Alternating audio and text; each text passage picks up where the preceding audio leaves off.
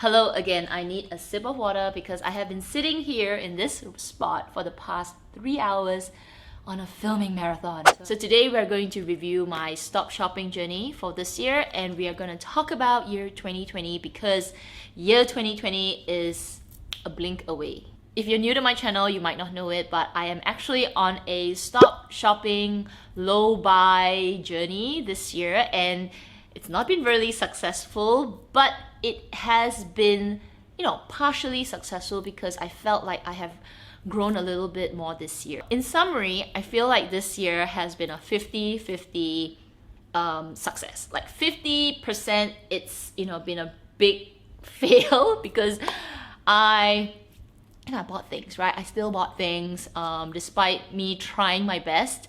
But I feel like it's been successful because my eyes have opened, like in terms of buying stuff. I do feel like every time I go to, say, Sephora, my eyes are more aware of not spending so much. Like I am literally looking at, say, a makeup palette and like, do I really want it? Like, I'm really pulling back. Compared to maybe last year where I'm like, oh, I love this palette, oh my lord, let's get it, let's try it out, and I actually don't use it much. So this year I felt like I have been a bit more matured in my makeup and skincare spending. Granted, I still do want to buy some, so I do buy things here and there, but it has made me be more, conscious about spending unnecessarily and also being less wasteful because I buy a lot of these makeups and I can't, go through them quickly enough before they expire or I get bored of them. So I guess being mindful to not buy stuff and then eventually waste them has been also a big learning for me this year. I know, I guess I mature really slow. The other biggest learning for me this year, I felt, and I feel like a lot of people feel the same way, is being extremely overwhelmed with stuff. Like this year, I would say in the past, so now we are in November, so in the past, say, 3 months. So initially, in the first part of the year, I felt like I was struggling tremendously. I want to go into Sephora, I want to buy this, I'm still trying to kick the habit of shopping anytime I want.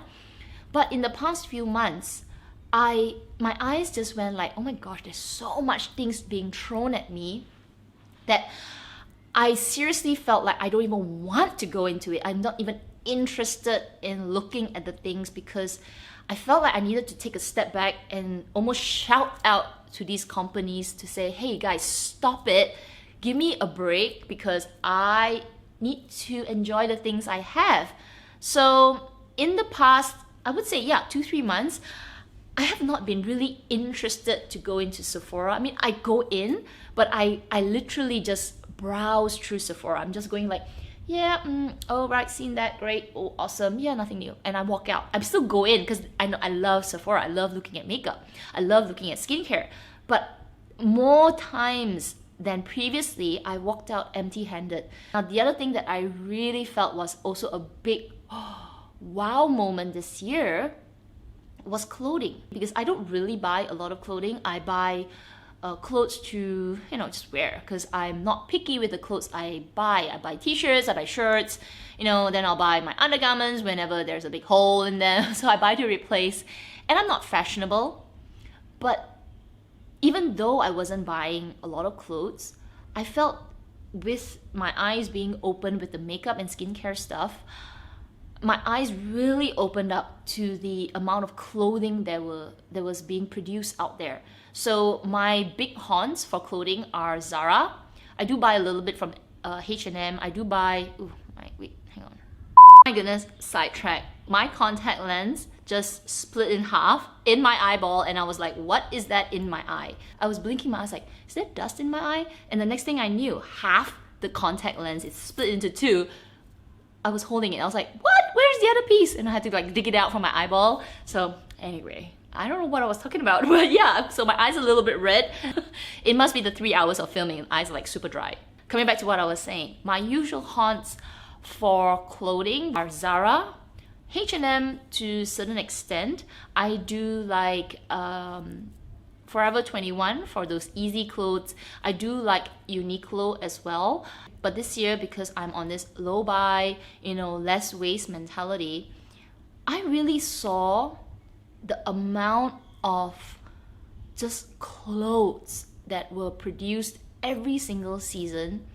And when I walk into, say, H&M, there's racks and racks and racks of clothes that, on top of being extremely overwhelmed, I was just like, what are you guys doing with all these clothes if they're not sold? Like, where is it going? So this topic about fast fashion and how it's polluting the whole world, it's been going on for a while. I'm late to the conversation. And I guess it really needed me to, it needed this journey for myself personally to see it. Like, people talk about it, but I never really, caught on to it. I say, yeah, I know it's polluting, but I never really caught on to it. And I'm not in that position. I'm not being a Greta, like, oh gosh, you're polluting the world. No, I'm nowhere near that, okay, guys? But I am quite, aware of this waste. And in my position, like, if I want to make a stand, if I want to do something about it, I feel like I don't really want to contribute to it anymore. Like, by not shopping there, by not putting my money there, it is in a way my voice. So yeah, that's something that I really took notice of this year. I love Zara, but when I walk through the Zara that sells the cheaper version, not Zara Woman, but the Zara TRN or something, there was just, oh my gosh, I don't know if you guys have ever been to Zara, but there were just racks and racks and racks of clothes, and I was just really almost overwhelmed and irritated and just beyond shocked. Like, what are you guys doing with all this bad quality clothing? Like, stitching was out, it was just sewn probably in 5 seconds, and it just looks like they was just put together thoughtlessly, and you're putting it on the rack with a billion sizes for someone who might not even buy them. So what are you doing? Like, I felt like, why are you putting out all this clothing? So I don't know, I felt really like, oh my gosh.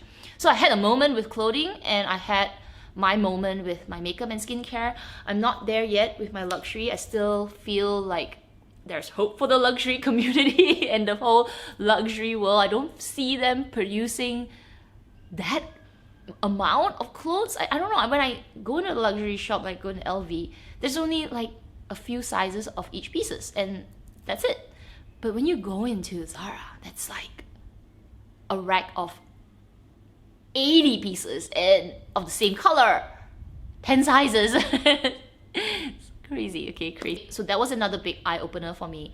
So you guys, next year I plan to keep going with this stop shopping journey. I still want to use the word stop shopping, but I'm using it very loosely because I still am buying things, but this mentality that I have put in place for myself, because for me, I'm not speaking for you guys, but for me, I have really, really weak willpower. Like my willpower is probably in the negative. If I see something I like and it doesn't kill me, like it doesn't put me in debt, I will buy it. Like, I have that amount of willpower.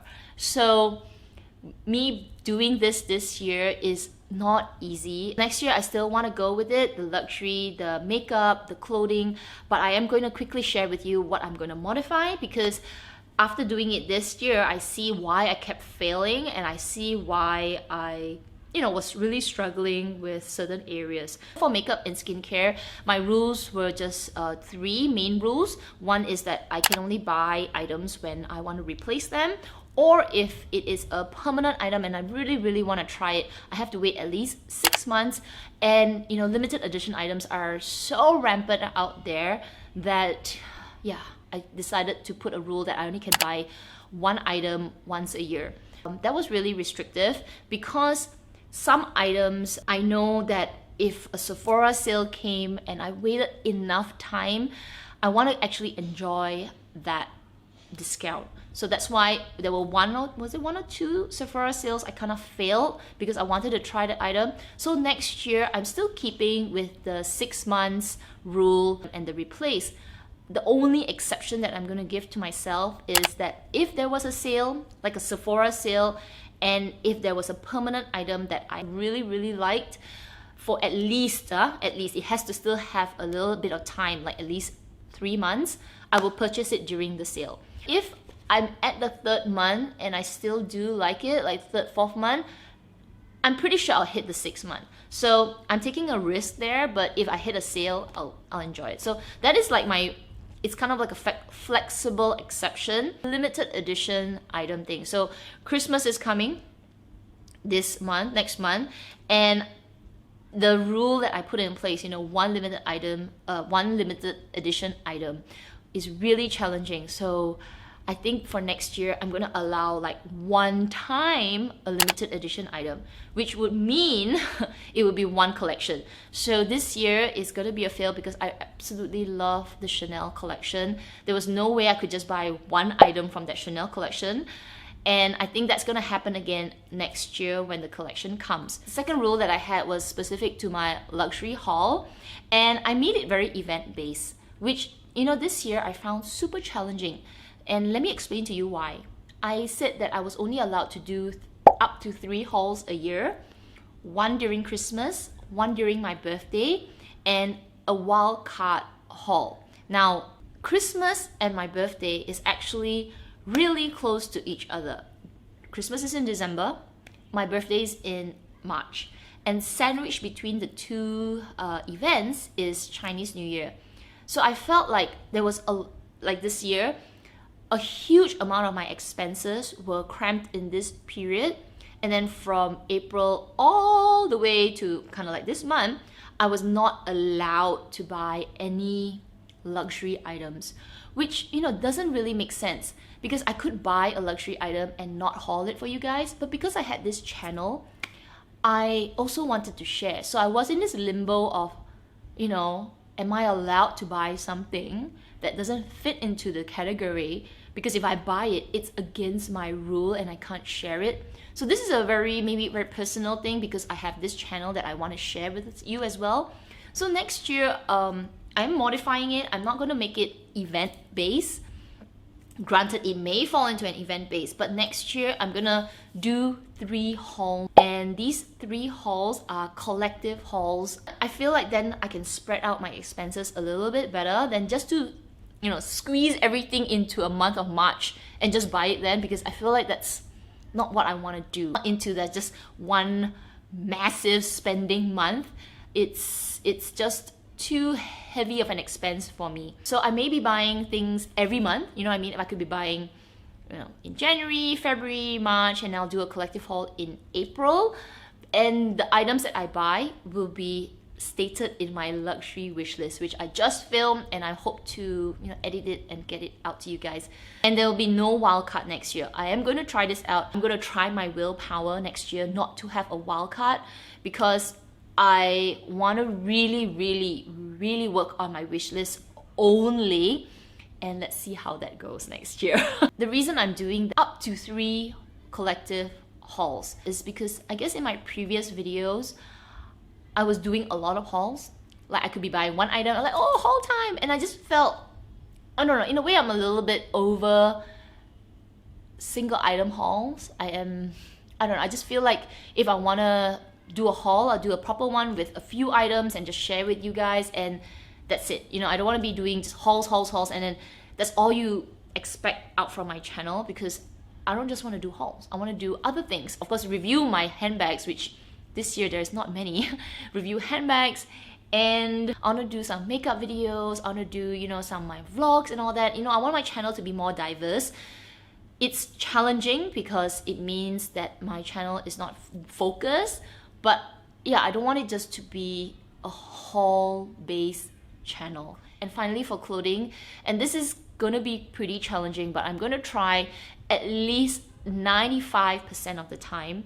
I'm going to minimize significantly my purchase of clothing from fast fashion houses. The only exception I'm going to give myself is bras and panties from Uniqlo because I love those. I have not found an alternative at the moment, but you know, I don't buy them every day, so still okay.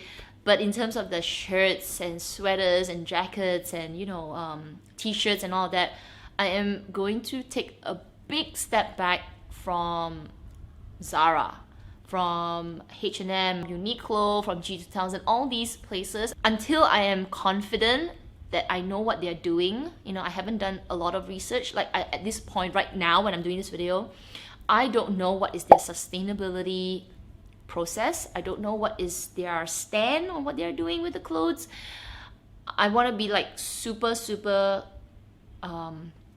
confident that they are, you know, doing something, okay, before I start to buy from them again. So I still need clothes. I am going to be focusing my clothing expenditure when I do need to buy it on more, doesn't have to be luxury, boutique. I could be tailor making my clothes from now on. I could be buying, you know, a few pieces from the ready to wear, but obviously that is not, you know, the only thing I will buy. I think I have enough clothes to last me a lifetime, but when I need to buy clothes for work and all that, I am really not going to be focusing my money with these fast fashion houses. Speaking to a friend recently about how to buy more sustainably when it comes to clothing, and she was telling me to buy clothes that are made of recycled material. Now, I don't really know about that at the moment because, you know, doing recycling is also a process that it uses a lot of resource. So what are they doing with that? So it is a conversation. I'm not saying it's not right, it's not it's better or it's worse. I don't know. I'm not gonna touch that topic because I am nowhere familiar with it. But you know, it is an option. For me, my answer to her was, you know, why don't I just buy vintage clothes? And it's not something that we can find here, you know, very easily. So pre-loved clothing, and I have not explored it, okay? So I'm not familiar as well, but it is a possibility for me next year. So if I were to find really good quality, well-maintained, pre-loved items, why not, right? Vintage clothing. Like I think my, you know, my Simpson top, the one that I have, like a t-shirt that says I'm special, I think some of you will know it. That's actually a vintage piece. And I got it from a vintage retro shop. That was awesome. It wasn't new. It was like, I think I paid like $2 for it. And I love it. Like, well used, well worn, and I did something for the environment. I didn't buy brand new. So in summary, I'm still going to be doing my stop shopping next year. I hope you guys would join me in this journey. I will not be doing those monthly confession videos, but I will be doing confession videos. So not monthly because I felt, like I said earlier, it was a bit of a downer every month. I'm gonna mix it up with confessions, with monthly favorites, and yeah, just mix it up a little bit so that, you know, there's more variety of videos for you guys, because monthly confessions can be pretty sad. So we could maybe do it every quarter or maybe every 2 months. You know, we'll see how it goes. And yeah, because every month passes super fast. I feel like having downer videos were a little bit like, but maybe we'll mix it up. Yeah, I'll definitely mix it up. So I guess that's all I want to share with my year 2020 stop shopping journey. I really hope you guys would stick around and see if I make it successfully till the end of the year. And if any of you are thinking about trying it out, I absolutely encourage you to try, especially if you feel like you've been buying too much, or you feel like you have, you know, been overwhelmed with things, or you feel like you just want to have a change.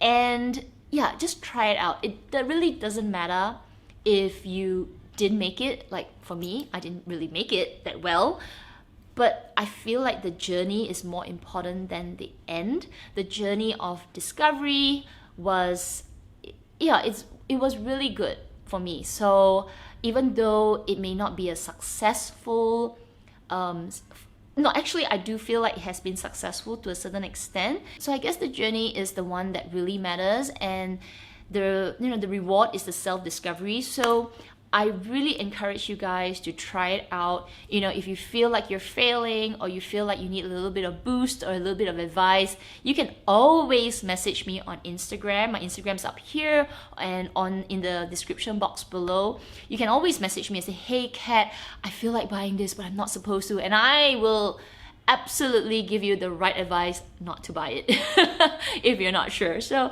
yeah, message me anytime. I do make myself really active on Instagram, especially in the messenger side. If I don't get back to you within a day, I will definitely get back to you. Don't worry about that. If I don't, message me again because I might not have seen it.